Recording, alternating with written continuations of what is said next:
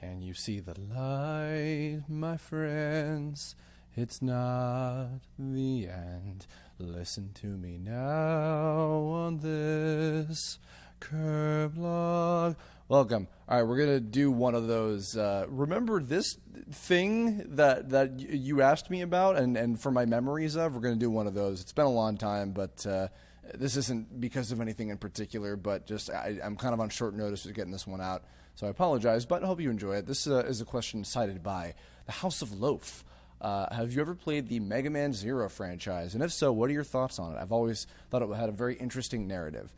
So, of course, as you all know, as probably a lot of you who follow me on this stuff know, that I am a Mega Man fanatic, and I do not discriminate. I am a fan of all things Mega Man, but Mega Man Zero is a particularly special one. It's one that I don't think about as often or talk about as often as Mega Man Battle Network, but it really did leave a big impact on me, I think. I guess not a big impact, but I guess kind of in more subtle ways, just thematically and artistically and et cetera. Just little bits and pieces kind of dripped through when I was really hardcore into the franchise. It's not one that's lasted as long with me because obviously Battle Network is something that's just kind of been prevalent in what I do with Tome. And, even though there haven't been any new Mega Man games in general for a long time, but you know what I mean. Either way, the point is, it was a franchise that I really enjoyed back in, I guess, like probably through high school or so was around when I was really, playing it extensively. My memory's a little hazy on the earlier days of it, but I believe, if I'm remembering correctly, that I got big into it right around when 3 had come out. Because I think I borrowed most of them, believe it or not, from Colin, the individual who Nylocke is originally based after, and sort of named after as well, because Nylocke is Colin spelled backwards. Anyway, but he was playing them all, and he had 1 through 3 and was telling me a little bit more about them. And I mean, of course, I'd seen pictures and heard things about it, and like Nintendo Power and like some review sites and things like that. And I was always kind of like perplexed by the art style, not put off or anything, but I was very intrigued about it.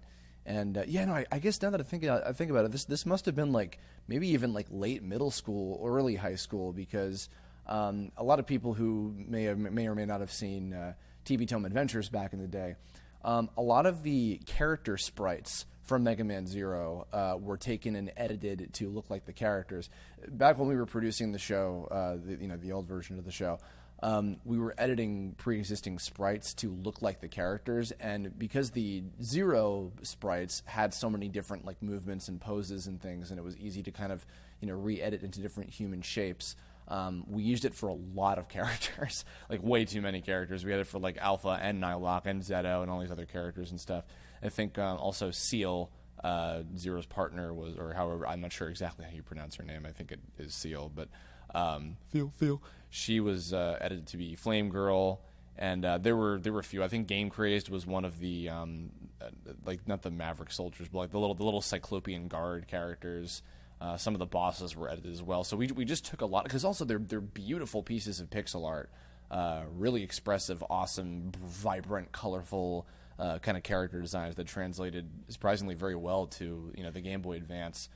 But yeah, so weirdly enough, when I started playing them, I never really, this is where I have to turn in my fan card or whatever. I've never really been that big of a fan of Mega Man X. I acknowledge that they're awesome games. They're super well crafted, especially the first one in particular. And I have some fond memories of X5 and X8 because I played both of those. I think I own X8 somewhere. But anyway, but they were very difficult, and I wasn't for some reason always super driven by the story. But with which I know that sounds blasphemous, because that's like one of the big reasons why people like the X series so much, and so it's meant with no offense to any big X fans out there. But either way, the point is, for some reason, something about Mega Man Zero really like drew me in. Like it might have just been the art style, but because those are extremely difficult games. Like I think I mean, I could be wrong about this, but I think that the Zero games are actually the most difficult and like hardcore of the 2D platformer Mega Man games. Because when I first heard about them, I think there was some like video review of one of them on like some website, maybe it was IGN or something, or Game Trailers. basically the review was kind of insinuating that the game was built specifically for speed running. Like you would, get your high score and then have to beat it, and just know the entire game inside and out, like every single individual mission with each boss and each level and everything, and just like power through it. Which, I mean, some games definitely are built for that way. I mean, I was playing the crap out of Shovel Knight because of that.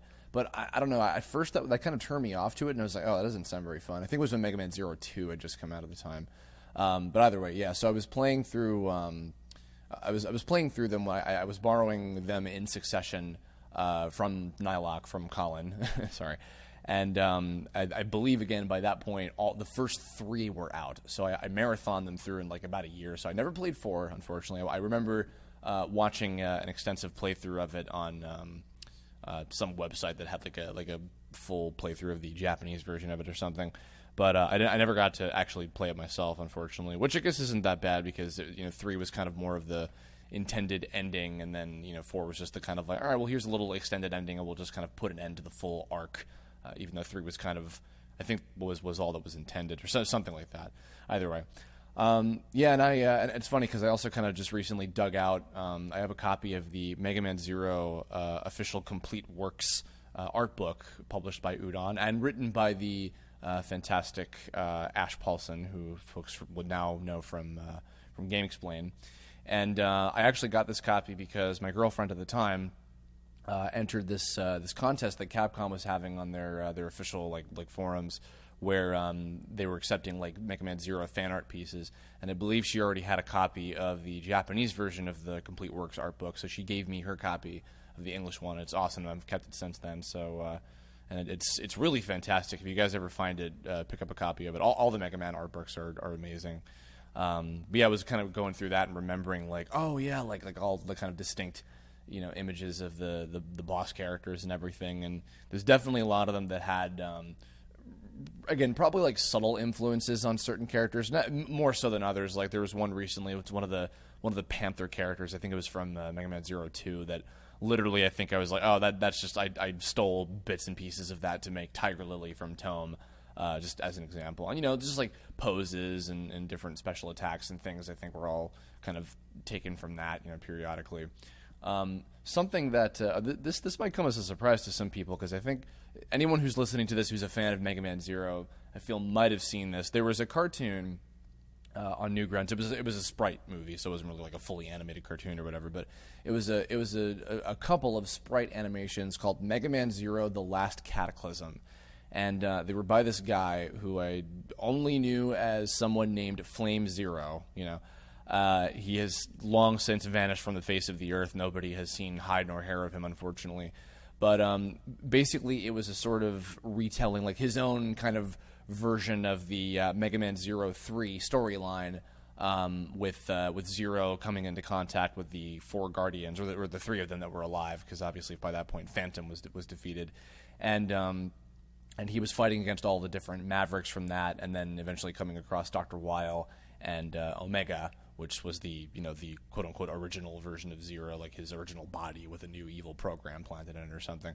Anyway, but so the first one had come out, and a whole bunch of actors that some of which I had worked with, and then some I would later go on to work with in a lot of the stuff I had done on Newgrounds at the time, were all in it. And I, in the second episode, went on to actually play the evil copy version of Mega Man X in that. And then rather of just X, and Mega Man X is not his name. Anyway, I have to turn in that fan card. Sorry, guys.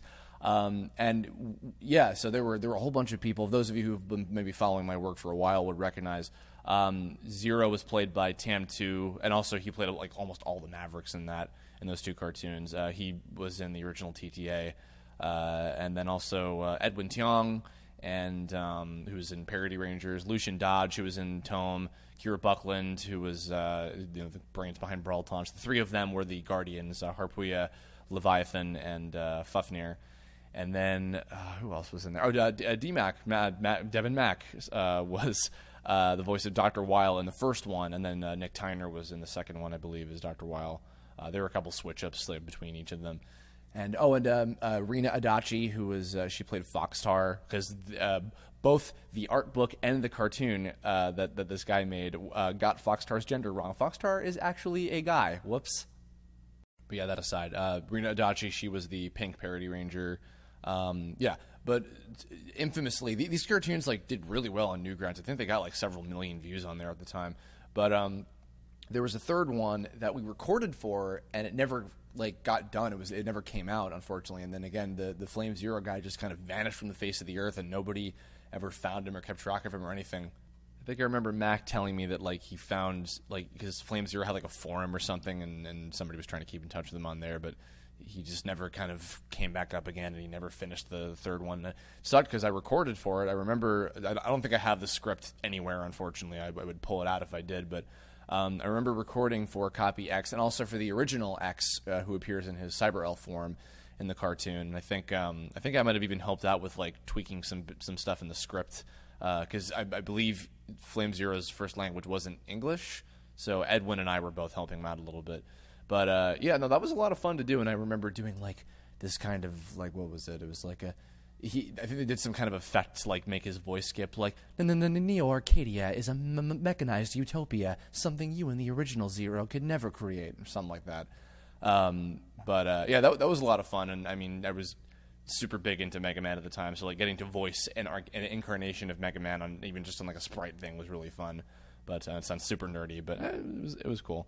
Yeah, so there was that. That was kind of like right in the middle of like my doing TTA and playing a lot of these Mega Man games, like just kind of in tandem with it.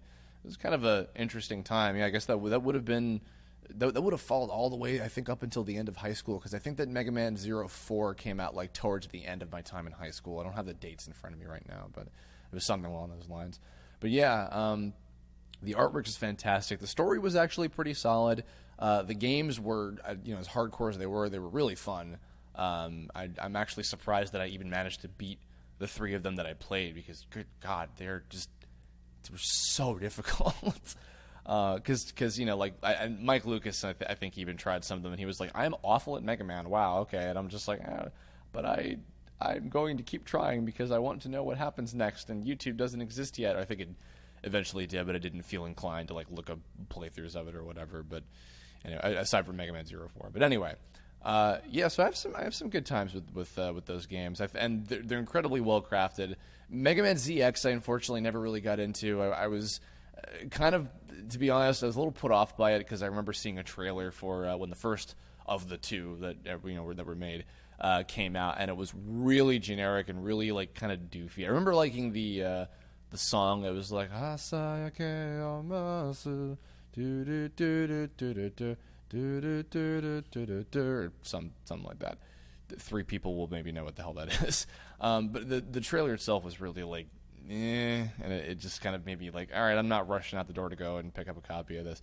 And then ZX Advent came out, which was just like booty, weird, dumb characters that don't have much personality to speak of, and it's just, I don't know. I just wasn't intrigued. Also, Mega Man ZXA was one of those games that had English voices that were recorded in Japan, which means they weren't very good. Sorry. But I mean, not that that's a big deal or anything, but it was. I think it was the first of. I think it was the only Mega Man Zero game that was fully voiced at all, because they had the drama CDs for the original Zero games, which I remember I used to listen to those a lot too. They had like I had like a translation in front of me, and they had like voiced versions of some of the major cutscenes from throughout the game, and that was kind of neat. I have some distinct memories of like saving some of those on my hard drive from like an old computer, but.